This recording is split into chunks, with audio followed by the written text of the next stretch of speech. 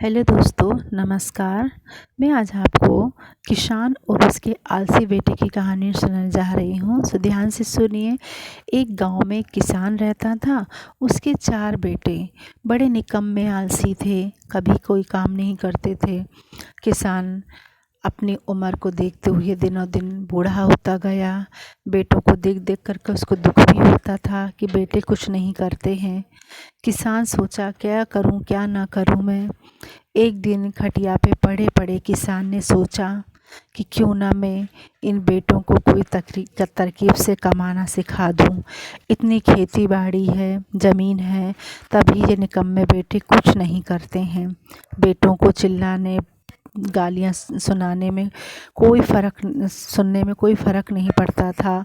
एक दिन किसान ने अपनी सूझबूझ से चारों बेटों को अपने पास बुलाया और कहा कि मैं बूढ़ा हो गया हूँ, कब मेरा समय आ जाए कोई ठिकाना नहीं है, इसलिए मैं तुमको कुछ बताना चाहता हूँ।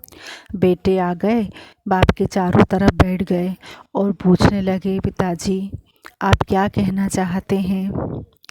बड़े बेटे का नाम सोहन, छोटे का मोहन और रोहन और नारायण, 4 लड़के थे उनके। तो चारों के नाम थे। तो बड़ा बेटा सोहन बोला, पिताजी आपको कोई तकलीफ़ है क्या, क्या बात है बताइए ना। बड़े बेटे से पिताजी ने कहा, हरिराम, उन्होंने कहा कि जो अपना खेत पड़ा है उसमें बहुत सारा सोना गड़ा हुआ है, मगर मैंने पहले सोना इकट्ठा कर कर के खेत में कहीं गड़ा रखा है।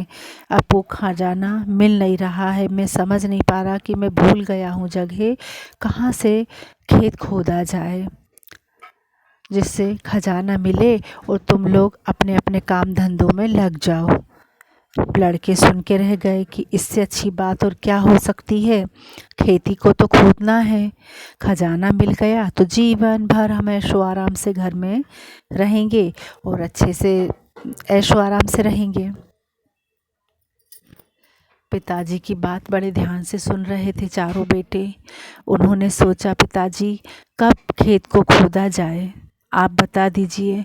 बेटा नेकी और पूछ पूछ जल्दी करो, खजाना मिल जाए तो और अच्छा है तुम्हारे लिए, कल ही से शुरू कर दो काम। चारों लड़कों ने अपने अपने फावड़े हथौड़ियाँ उठाई और खेत की तरफ चल दिए। जब खेत पे गए, एक तरफ से चारों लड़कों ने एक एक कोना खोदना चालू करा। अब चारों लड़के खोद खोद के थक हार गए, क्योंकि उन्होंने कभी मेहनत करी ही नहीं थी। फिर भी एक मन में आशा थी कि सोना मिल जाएगा, अभी ही तो मेहनत करना है थोड़ी बहुत, बाद में तो हम आशो आराम से रहेंगे, खाएंगे पिएंगे, फिर हमें मेहनत थोड़ी ना करना पड़ेगा।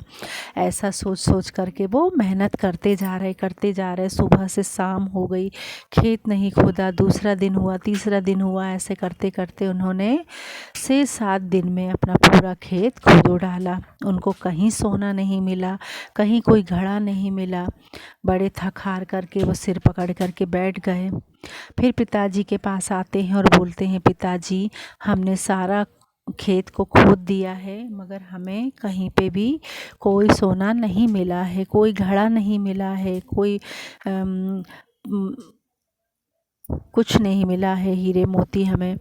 तो पिताजी ने कहा, ठीक है बेटा, अगर आपको अब कुछ मिला ही नहीं है तो एक काम करो, अपने घर में बीज पड़ा है चने और गेहूं का, सो तुम उसमें डाल दो। अब खेत खुद गया है, हो सकता है मैंने कहीं और गड़ा के रखा है धन शायद, अब खुदा है तो आप बीज डाल दो। तो उन्हें, ठीक है पिताजी, आप जैसा ठीक समझें। पिताजी की बात वो बड़े ध्यान से मान रहे थे। उन्होंने क्या करा, गेहूं और चने, आधे आधे खेत में गेहूं और चना उन्होंने बो दिया। एक तरफ 2 लड़कों ने गेहूं बोया, 2 लड़कों ने चना बोया, 2 खेत थे उनके पास में। अब उन्होंने क्या किया है कि खेती करते में पानी की सिंचाई भी करी, सब कुछ किया।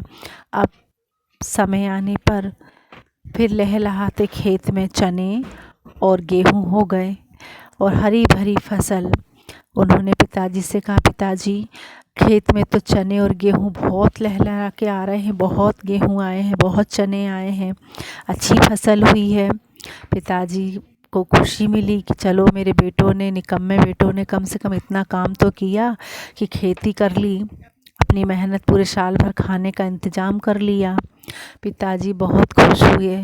पिताजी ने जब खेत पर जा कर के देखा कि बच्चों ने कितनी मेहनत करी है और कितनी अच्छी फसल आई है, पिताजी बहुत खुश हुए और पास में आकर के बेटों को बोलते हैं बिठा कर के, बेटों मैं जिस खजाने की बात कर रहा था वो यही तो है जो आपने मेहनत करके अपनी मेहनत से इस खेती को बनाया है।